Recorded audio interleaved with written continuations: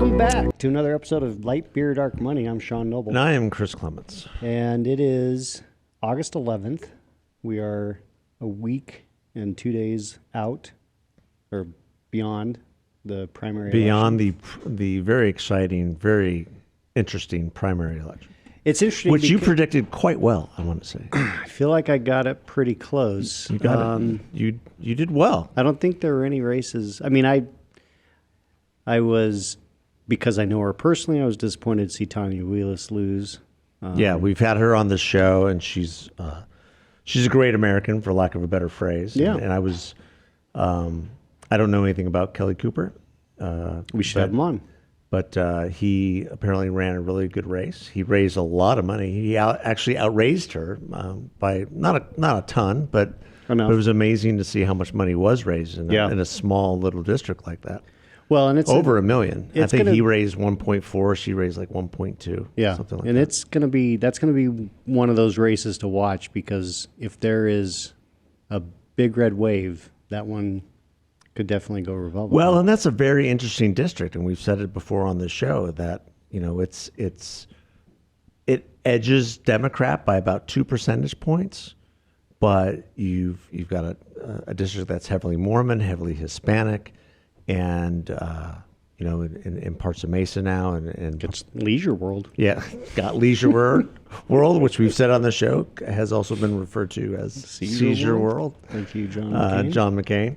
But, for Greg Stanton, who is the incumbent, the Democratic incumbent, you have to think, how does, he's very entrenched in the city of Phoenix. How does his message play out there? It'll be interesting to see. I think it's going to be a challenge. He doesn't live in the district. He doesn't live in the district. That won't play well. He lives in north central Phoenix, my understanding. Right. So, and you can kind of say about Greg Stanton like you can about Mark Kelly. Where is he? Well, he's on his boat, voting in committee from his boat. Yes, we have plenty of pictures of that to use.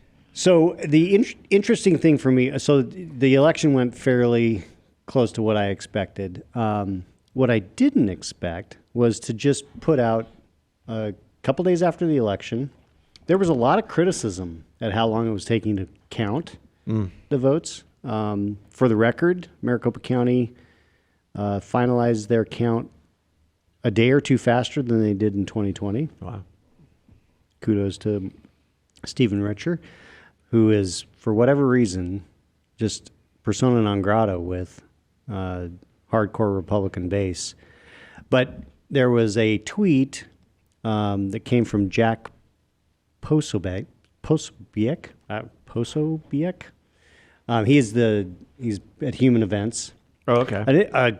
A publication that I've known for many years. I am friends with the founder of Human Events, Tom Winter. Yeah. He's now aged. Well, back when we were just young Republicans, young conservatives, it was National Review, American Spectator, and Human Events. That's pretty much all. It's the only media that, outside media. I mean, when I first got to the Hill, I read Human Events every edition. But anyway, he had tweeted something about how Maricopa County said that they were going to release the results on Wednesday, and now they're saying Thursday. And I tweeted, a quick check shows that Maricopa County did release results of 5,188 votes in the GOP primary. Lake took 48.9, Taylor Robeson took 43.4. According to Stephen Richer, these were early ballots received on Monday.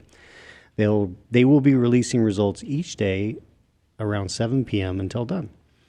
So I thought that was just, hey, you said that they were going to release results. They did. Mm-hmm. So he decided to troll me. He's got 1.8 million followers. Okay. I do not have that many followers. Well, I mean, but you might be able to bring some of them. Yeah. Your way or our way. We'll see. Because he says, do you suffer from a lack of reading comprehension? No one said they didn't release anything. The point is they didn't release anywhere near what they promised, you dippy dipstick. You dippy dipstick. Yeah, that's a tweet targeted at me that got 2,000 likes, was retweeted almost 300 times. Wow. And I just got a truckload of hate mail Wow. saying how stupid I was. The dumpster fire strikes Yeah, back. Strikes back. I'm like, well, all right.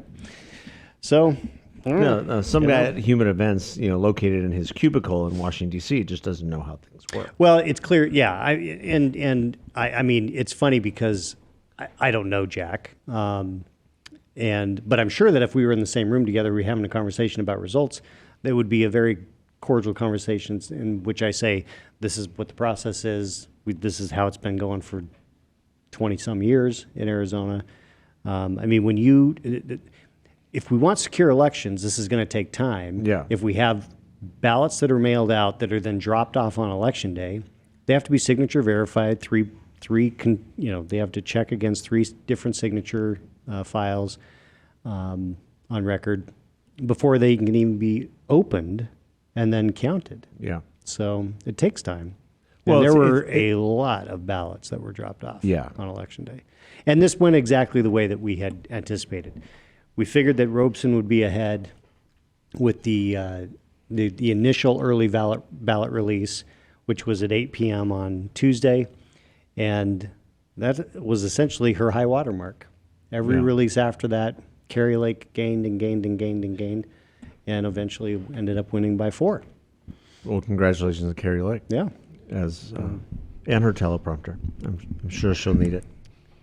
I mean, it'll be very interesting to see how this race plays out between Kari Lake and Katie Hobbs, because Yeah, you had an interesting take on this the last time we were together, because you really think, all the polling right now has Katie Hobbs obviously in the lead. There's some things that are happening on the national scale right now that could certainly tip that in the other direction. We'll get to that in a second, but you really felt like, in terms of the messaging going forward and the challenging of Katie Hobbs, which hasn't happened in terms of any, by any measurable means. She hasn't been challenged on any type of policy or position. That Kari has a good opening. Sure. Yeah. I mean, it's the one thing that, Katie Hobbs did not have a very competitive primary on her side. And as a result, she is likely going to take some hits that she is not used to getting. I mean, obviously this judgment against her on racial discrimination from a former employee is not good for her. And for our listeners, I mean, tell a little bit about that. Well, so when she was Senate Minority Leader, she had a staffer who was a African American woman who realized, hey, I'm not getting paid as much as I am, as much as my counterparts that are white and male. And so she raised it with Katie Hobbs and a higher up staff, and promptly got fired. And then she sued. And she's been through 2 trials, both of which she's won against Katie Hobbs, and got a $2.4 million judgment. That is unbelievable. Yeah. Yeah. So, whereas in Kari Lake has, she's been out there campaigning for the last 18 months. She's got all kinds of stuff out there that, she's a known quantity. Sure. And so there's not, I feel like there's probably not too much they can hit her on that people generally don't already know. The Democratic Party funding from the Democratic Governors Association has an ad out against Lake, saying that she's dangerous. Yeah. Because she might even try to legalize rocket launchers. I saw that. And the ad is your typical hit, but the rocket launcher component of it, I think, makes it less credible. I think people go, rocket launchers? Yeah. What? And then I think that cast doubt on the other things. But Kari Lake isn't just radical; she's dangerous. Yeah, that was in reference to a comment that she made that the Second Amendment is all encompassing, that it could even allow you to go buy a rocket launcher or a tank. I don't know. But the RGA has a couple ads out against Hobbs, one of which is with former DPS head Colonel Milstead, talking about the border strike force Yeah. that Governor Ducey put together. Yeah, those are everywhere right now. And And the RGA has committed, at least what I've seen right now, about 11 million. 11 million. Yeah, they've already done pre-bought And the TV. Democratic Governors Association is not committing nearly as much at this point. They're in, but we don't know how much. Yeah. All they've done is enough to put this first attack on Lake up on TV. But this ad that Milstead does is pretty compelling. Yeah. It talks about how Katie Hobbs is against the things that would secure the border. I think the immigration issue is going to hurt Katie Hobbs. And I think she's got what I would consider a radical position on trans. I have no problem with trans rights, but I don't believe that biological men should be participating in women's sports, and I don't believe that kids under the age of 18 should be going through sex change surgeries. Mm-hmm. And she is vociferously supportive of both of those issues. So I think that makes her vulnerable because that's pretty far outside the mainstream. Yeah, the social issues are going to play a big part in this election no matter what, whether it be abortion or trans rights or extreme views on each. And both sides will try to portray each other as extreme. Yeah, and so that's where I was going, is that you've got extreme Kari Lake on abortion and guns. You've got extreme Katie Hobbs on immigration and trans issues. And so the question is going to be where do the people in the middle come down? And I'll tell you, it's going to be an interesting race to watch. One thing about about Kari Lake, to her credit, and what you've seen throughout this campaign, is she never fell in the polling for the most part. I mean, there were some challenges for her, but she has been, along the same lines of really force of personality. Mm-hmm. I mean, I know some people who are dedicated conservative Republicans who personally just love her. Mm-hmm. Just think she's the greatest and want to do as much as they can for her. Well, she is going to be a good contrast against Katie Hobbs because she is such a fighter, and Katie Hobbs does not come across as strong. She punches back. Got to give her credit. Interestingly, it was the polling on that race. A lot of polling towards the end showed Kari winning by double digits, or at least by 8 to 9. 8 to 10. There were two polls that showed that Robeson was tied. And so it came in a little bit closer to those polls with the 4-point win. And I have a pretty good indication in my own mind, or a pretty good idea of why that was. And that is our friend Stephen Shattuck, who runs AFP Arizona, Americans for Prosperity Arizona. They had a very robust voter turnout operation on behalf of Robeson. They endorsed Robeson and spent outside money for her. And so they knocked on a lot of doors, made a lot of phone calls. Dark money. Dark money. Imagine. They made a lot of phone calls, did a lot of digital ads. And I think that their activity was missed by the polling in the sense that Lake probably was up 8 or 9, and AFP's effort probably helped Robeson lose by less than that. Yeah. So where do you feel, in terms of the politics and campaigning, and we both have been around it for so long, I have my own observations, but I'm curious, where do you think, Karen Taylor Robeson fell short? What ultimately was the reason that she could just not get above Kari Lake in the polling or within the electorate, especially in the last month which saw Matt Salmon drop out of the race, and then Karen starts storming. Obviously, she was going to have more money, but something didn't connect with the electorate there. Well, and I think Kari was able to, Kari was able to keep her lead. Yeah, Karen was a less appealing candidate just as a personality than Kari. And I think part of the problem for Karen was that she tried to kind of have it both ways. She tried to be, there's problems with the election. I don't know if she ever said it was stolen, but she didn't just say, look, that's behind us, let's move forward. And I think that it probably, she was trying to appease some of those, election deniers. She was never going to have those people.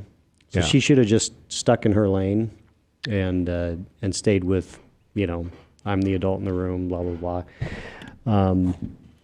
But at the end of the day, when you've got, it's clear that the Trump endorsement was very helpful for Kari. Yeah, for a lot of candidates, obviously. But I Arizona. will say that, Karen did a pretty good job of closing the gap in the sense that she had 0 name ID, whereas Kari had a lot of name ID going into this, even Yeah. before the Trump endorsement. So, I think that it'll be.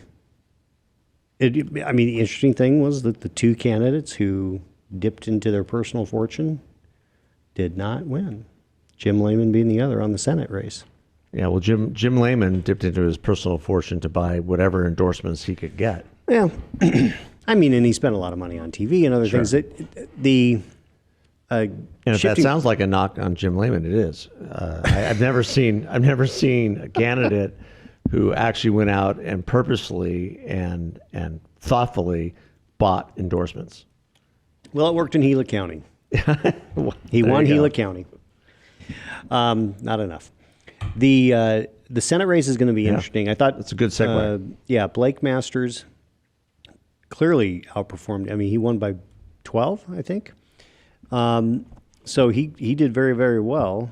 And obviously the outside money from Saving Arizona was helpful for him.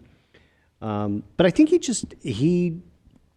had the ability to get out and get the message across, both from the campaign side and the outside. Now, the question will be, is he going to make things competitive with Kelly? I think it's going to be a close race. And I was looking at it the other day. It is amazing. When you look at the split, so we have a 50-50 split in the Senate. Sure. There are 43 safe Republican or not up for election seats. 43 safe or not up for election Democrats. And then you've got 2 each This mushy middle. two each that are likely or likely. And then you've got 8 toss-ups that are exactly 4 Democrat held and 4 Republican. This is the most split down the middle that we've ever seen in the nation, as far as totally right down the middle. It's not two Republican seats and 6 Democrat seats. It's literally 4 and 4. And we've got a 50-50 Senate. So this really obviously makes Arizona very important. And I'll make a prediction right now. I think that Kari Lake will win the You governor's heard it race. here first, folks. And I think that Blake Masters could win. But I guess my So what point do you is think that he needs to do? Kari Lake is going to outperform Blake Masters. I think that's a reasonable assumption.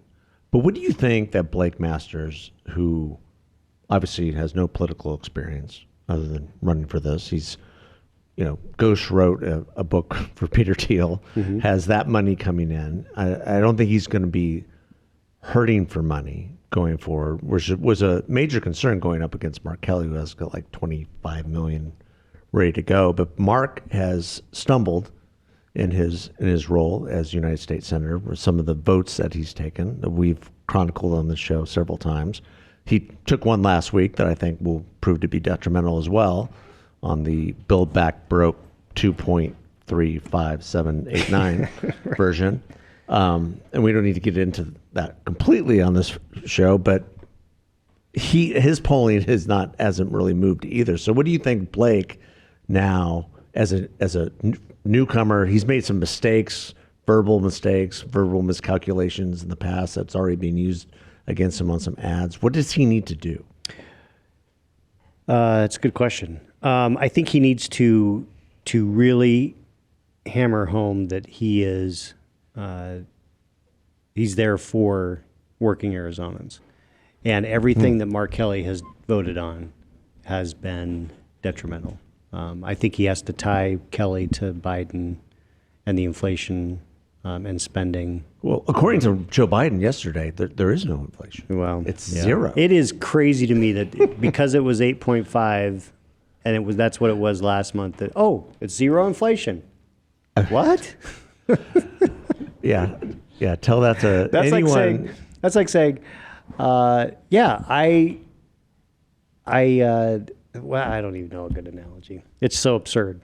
It is completely absurd to anybody who's going to the grocery store and having to feed their family. In fact, anyone taking their vehicle to your local gas station, nothing's changed. No. If that's what you're saying, okay, but everything is still much, much higher than it was a year ago. Right. And your plan to decrease inflation is not a plan at all.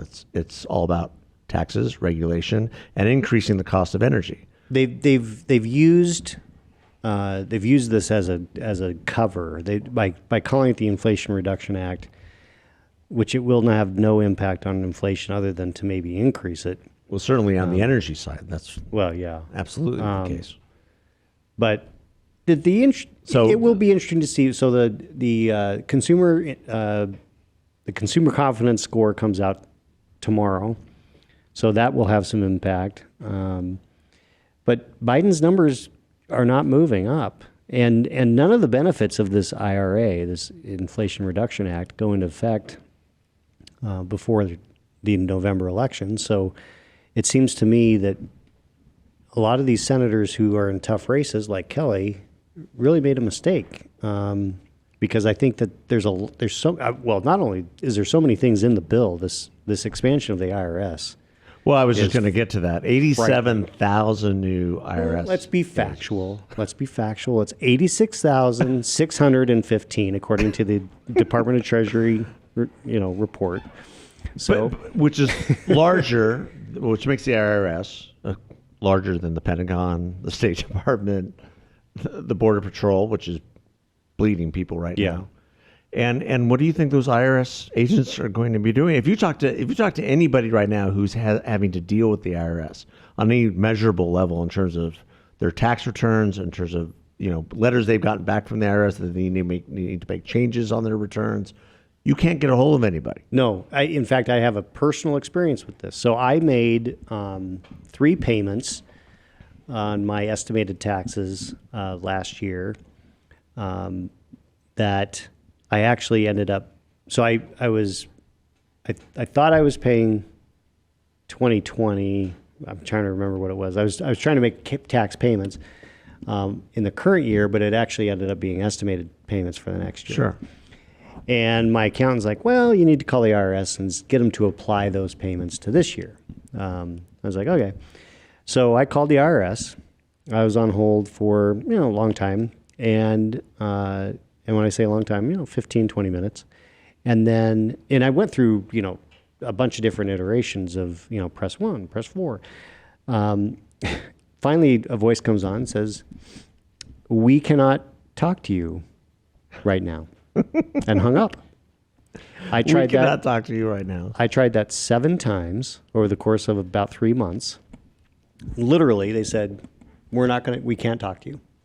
So I had no ability to get those payments adjusted. So I just have to pay less this year, I guess. Yeah, could you imagine if you just wrote the IRS on April 15th? I just can't get to you right now. I can't get to you right now. I just don't feel like paying anything today. Yeah. I'm sorry. You'd get all those late fees and interest payments. You would get apparently these armed IRS agents showing up to your house demanding payment. Which that is probably the most frightening thing. And for the Democrats who have voted for this, because not one Republican in the Senate voted for it. I don't think anybody, when it comes up tomorrow in the House, will vote for it either. I'll be surprised. I'd be shocked.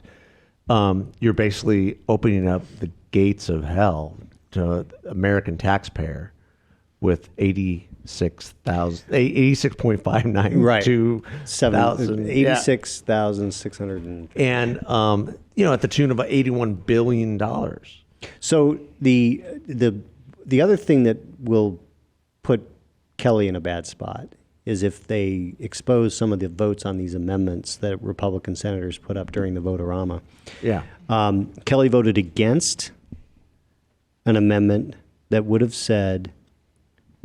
prohibited the IRS from actively, I think it would have said that the IRS had needed to put more of its focus on audits on people making more than $400,000 a year, Yeah. just protect the smaller people. And he voted against that. So he's all about IRS auditing average Joe. That's not helpful. No. And they will, because the IRS knows that they're more likely to get some kind of a settlement out of an average Joe than they are some rich guy who can afford a bunch of Well, lawyers. the data shows that in all the audit Yeah. data that's currently available. From shows Department that. of Treasury. I Yeah. mean, their own data. It all shows that they go after the little guy, they go after the middle class and the working poor because they're less likely to fight Yeah. versus the somewhat rich or middle class, wealthy or upper middle class or the uber rich. Yeah. The uber rich can drag that out for years and Years. years and years and years. Why? question. Because they have the resources to do it. Right. And the IRS knows that. So There are a bunch of other amendments. I'm trying to remember. I'll have to think about it. But there are just a lot of issues that can be used against Kelly. And so the question will be, can Blake Masters make the case that he's more in touch with the average voter than Mark Kelly has been as senator and will be in the future? where And- is Mark Kelly? Well, Do we know according where to he the Arizona Republic this morning, he's down at the border trying to close the wall. Really? Yeah, he's trying to close the That's gap. that's a nice photo op for him. Yeah. To show that The he's Arizona actually trying Republic to do is something. definitely, if you ever had a doubt about How biased and in the can the Arizona Republic my is. gosh. Yeah. So So you think so? To recap, Kari Lake has a fighting chance because of just the metrics, just basic math. well, then- and the weaknesses that Hobbs brings. and that Hobbs brings that will be exploited, and then Blake, if he actually pivots to nationalize this in a proactive way, and his people push in that direction, he could win as well. I think he could win, but it's going to be a tougher race than the governor's race. Now, there's going to be a ton of money spent. There's already outside groups coming in. Interestingly, the hit on Blake Masters and the hit on Kari Lake both use the word dangerous. Yeah. So dangerous. Dangerous. They're dangerous. Is there anything more dangerous than Nothing's more dangerous than a guy named Blake Masters running Which is for crazy. Senate. Yeah. I would call Joe Biden dangerous. Well, I mean, Joe Biden just doesn't know where he is half the time. That's Did you see that part of the clip problem. where at the where he shook Schumer's hand twice. Schumer shakes his hand because he's the president. He gets Yeah. the first shake. Then he shakes the other hand. Then he shakes two more hands, and Biden's there going, "Hey, why didn't you shake my hand?" You know what? I'm just going to say something that might not be popular, but it's sad. It really is sad to watch this. And we make fun of it, and everybody makes fun of it, but it's really impacting the country. Well, The fact that he's just not there, and he's obviously being uber managed. Oh yeah. And to a degree that we've never seen before. Well, and it's it's- just it's sad. It's sad for the country. I feel bad for him and his wife, and they're just. I don't there. feel bad for his wife. I think she's in on it. I think she's part of the problem. Yeah.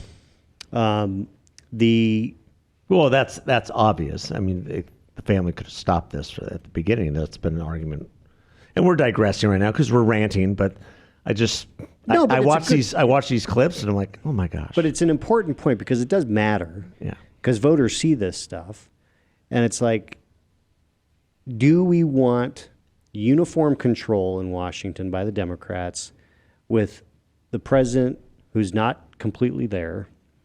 And so who's actually pulling the strings? No. Well, it's not Biden. No. And so I think that's a legitimate question. It's like, do you want to give Mark Kelly a blank check with Democrats in the Senate, keeping Democrats in the House, having a Democrat president? I mean, the interesting thing is that there's already a lot of chatter. It's escalating. Even the New York Times is covering it pretty significantly. There's a lot of Democrats who are saying Biden shouldn't run again. Well, he can't run again. I mean, You and I think that, but it's pretty substantial when you have high-ranking elected officials in the Democratic Party saying that he shouldn't run again. Which goes to the person that they're trying to get to run is Donald Trump. Imagine that.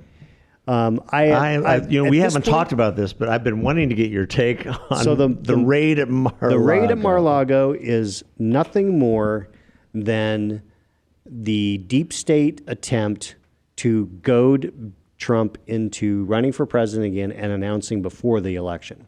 I think that they... Really? Yeah. No, I have not heard that take. I'm completely on the conspiracy side of this. Okay. It's not a conspiracy if it's true.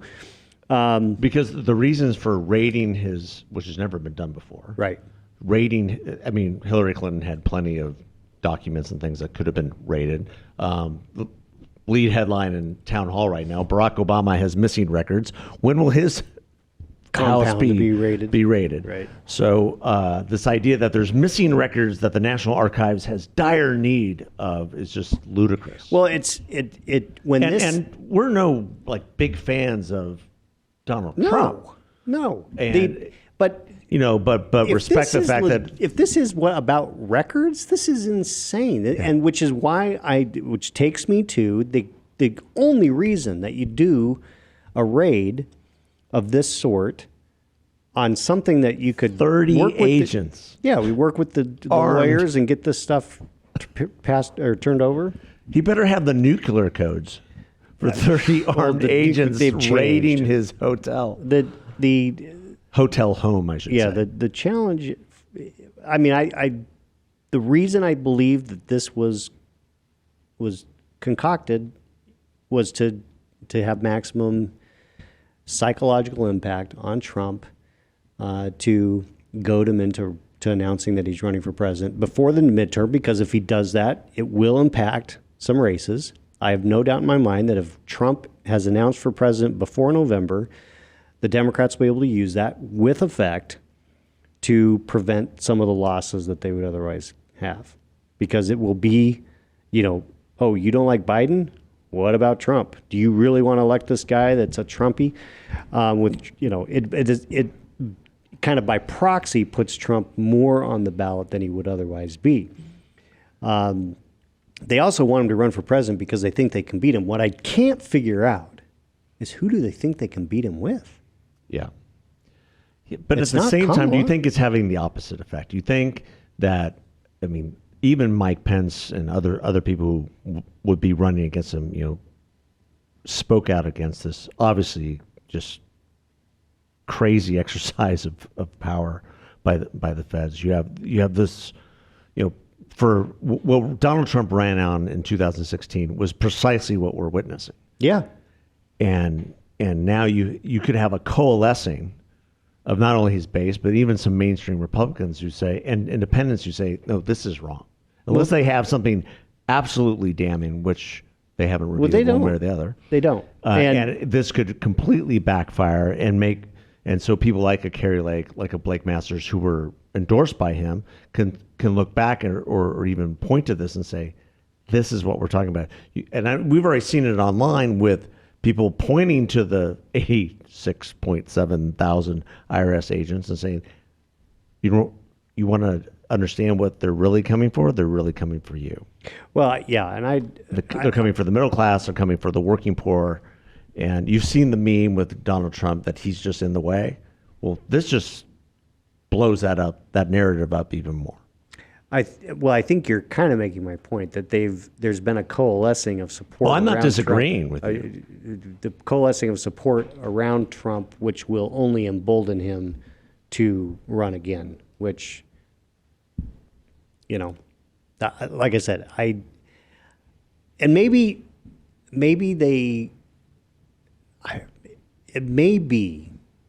this is crazy. We're just going to go down the rabbit hole. We're going to go down the rabbit hole. It may be that they know they can't win the next election because Biden, if he runs, is not going to win. If they put somebody else, they're not going to win. So in order to prevent... You don't think Pete Buttigieg could win the next election? What about Gavin Newsom? Nope. No. If in order to prevent a changing of the guard, that is a DeSantis or a Pence or, whoever, pick your favorite Republican potential candidate other than Trump. because so maybe they figure we can't win, so let's let Trump be president again, blow up the Republican Party for all time, and then we'll have decades of governance afterwards. Of Democratic majority. Because if DeSantis is president, then it doesn't do that. Or if Pence is president, I mean, it's not the same. So it may be that these guys are just thinking the long game and willing to blow the whole thing up. So they're willing to blow up our democracy, blow up our republic to keep Donald Trump out of the White House. No, they want to put him in the White House. Well, So as to destroy Republican governance forever. beyond that. Yeah. That's down the rabbit hole. Pretty That deep. is down thoughts. the rabbit hole. I think there's some value to that. I think if Donald Trump is smart, which he's being very disciplined this week, ironically so. Well, he doesn't have Twitter. Yeah. If he had Twitter, who knows what But made a statement, was called to his deposition in front of the New York AG and pleaded the fifth. And Well, if then discipline means pleading the fifth 440 times, well, I mean, that's how many times he pled the fifth, apparently. He answered one question. What is your name?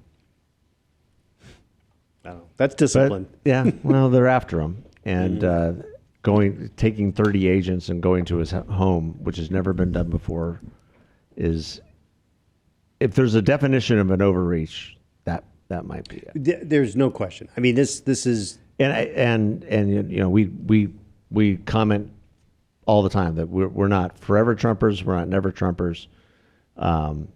We really appreciate the policies that his administration enacted, because we were in a much better place than we are now, for sure, and much better place going forward with this president that we currently have. Yeah. However, this is one of those things where you have to just take a look and go, what is the goal here? Why would they ever think? Why would the feds, the Justice Department, ever think that this would go well? Right.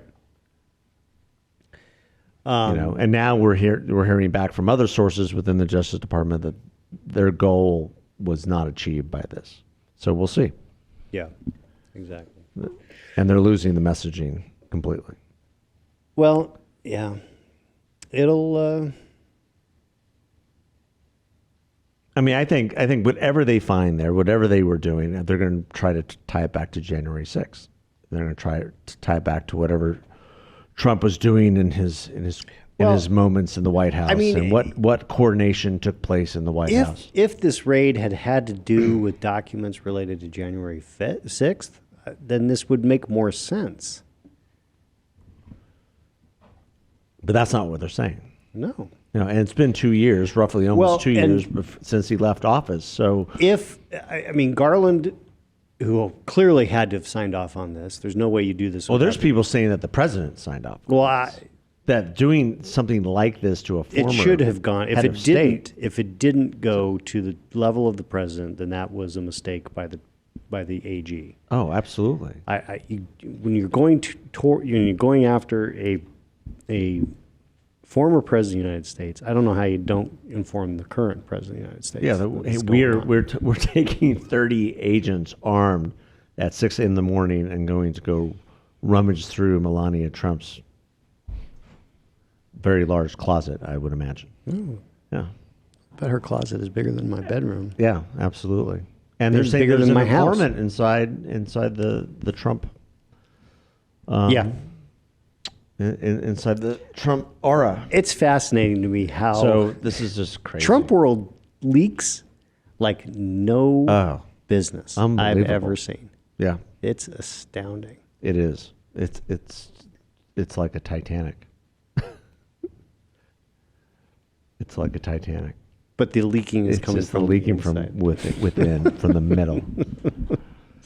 But yeah, these are interesting times. Okay, that we're in. let's go back to Arizona politics. David Schweikert won handily by 10. I think his general election race will can I be- get on my soapbox just a little bit with this? Sure. I'm sorry. Go So ahead. his opponent, who's his opponent? Elijah Norton, Yeah.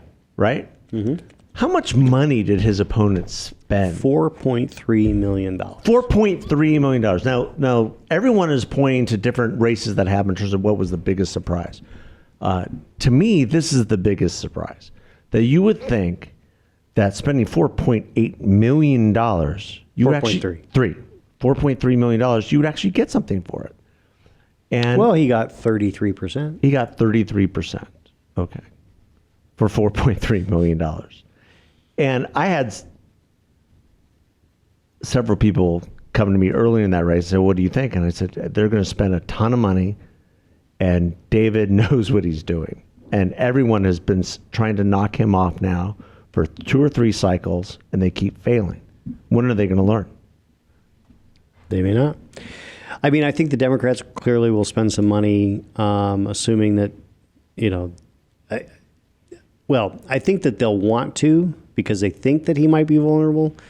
I think that when they realize how many incumbents they have at risk, they're going to have to readjust Well, they're the going to have to resources. figure out something with Greg Stanton if that gets tighter and closer, Well, depending on the Tom polling. O'Halloran, I mean, I don't know Eli Crane, but he beat Walt Blackman in CD2.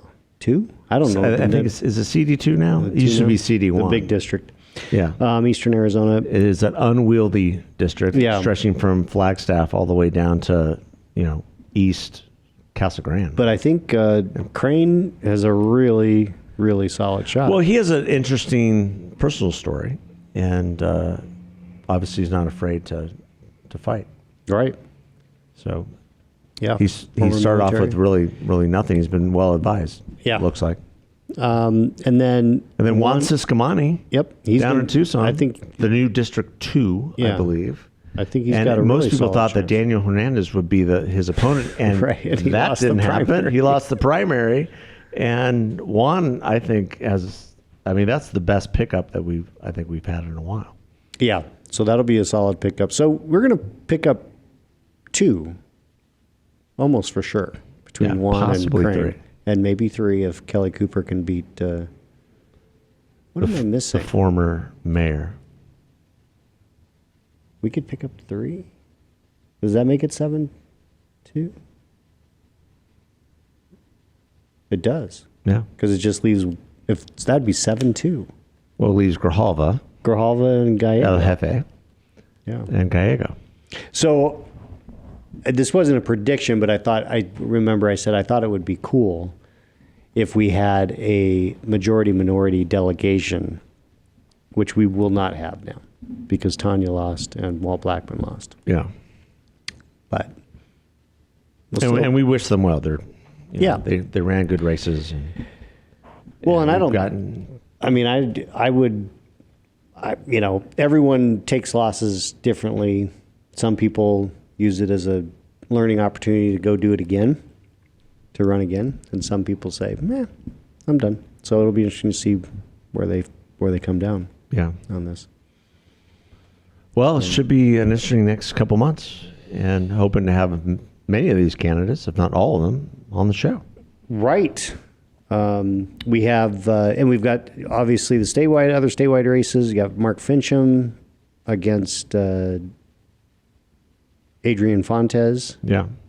for Secretary of State. And Mark was obviously aided by the Trump endorsement early. Yeah, that was. And a Bo little- Lane, businessman Bo Lane, political novice, came in second in that race. And I think I've known Bo for a long time, and I think he has nothing but good things to, carry on with that. Yeah. And if he wants to carry that on into a career in politics down the line, I think it would serve him well. Sure. Then we've got Abe Hamadeh against Chris Mays for AG. Who obviously also benefited from the Trump endorsement. That race is really important because you couldn't get much different on the philosophies. We should probably try to have both of, not together, but we should try to have both of them on. I don't know whether Chris would come on or not. I'll check. Yeah, I don't know her, and I don't know Abe. I've known Chris for a very long time. Well, she used to work for Salmon, right? No, Stump. Stump. But she was a reporter That's right. for the Republic before That's right. that. So She reported on your dark money operations. that was before I was into dark. I was the dark money guy. I was still working for Shadig. This was I was young working for Shadig. This is the 90s. Yeah. So how do you think that plays out in terms of the attorney general's race? What do you think are going to be the major issues? Because it is important, and especially on the issues we've already talked about, like the border. The question is going to be how much money is spent in that race. A lot of times in the past, the AG's race has been not a high spending race. You think Soros gets involved? He might. He's If really he's not already. He's really focused on County attorney and DAs across the country. So we'll probably. Which he finally admitted in an op-ed piece Yeah. in the Wall Street Journal. So we'll see what happens with county attorney race with Rachel Mitchell and Julie Gunnigal. And then Tom Horn is running again for superintendent of public construction. That was a surprise. Against Hoffman. I wasn't surprised. It's just such a low information race. I think Sherry Sapir did a really good job, given she had very little resource. She was And little name ID. no name ID to start, and Yeah. ended up coming in second. She was 8-10 points behind. Yeah. And then, what am I missing? Oh, treasurer. Kimberly's going to get reelected. I'm not worried about that. And she hasn't been very visible throughout this whole thing, and won the primary, no problem. Yeah. And will win the general as well. Yeah. And the Republicans going to win mine inspector. The Democrats didn't even bother to put somebody up. The mine inspector is one of those jobs that, having a Democrat in that position probably wouldn't go well. So I think most of the electorate just, it's Paul Marsh, I believe, who's running for that unopposed. Yeah, crazy. Nobody wants to go out and inspect our copper mines. The holes in the ground. Which it's a very unique position. Actually, very important position. Well, we'll have to talk about that at some point, because it's for years it was Doug Martin, right? He was the mine inspector. It was the same guy for decades. And then Joe Lane was the mine inspector for a number of years. So, yeah, it was the same guy for a long, long time. Interesting. Well, yeah, it will be a fascinating cycle. And so we'll try to have a number of these candidates on the podcast as we're going over the next couple of months. And we'll see who wants to come on and who doesn't. Yeah, who wants, who doesn't. I think we can get a couple of the... I think if Kari Lake is true to her word and she wants to inspire unity, when that's what she's talking about now quite a bit, she should come on. Will she inspire unity by coming on our show? I don't know. I don't know either. Unity, we'll find out. Yeah. Good. Well, until then, thanks for listening. thanks, guys. Take care.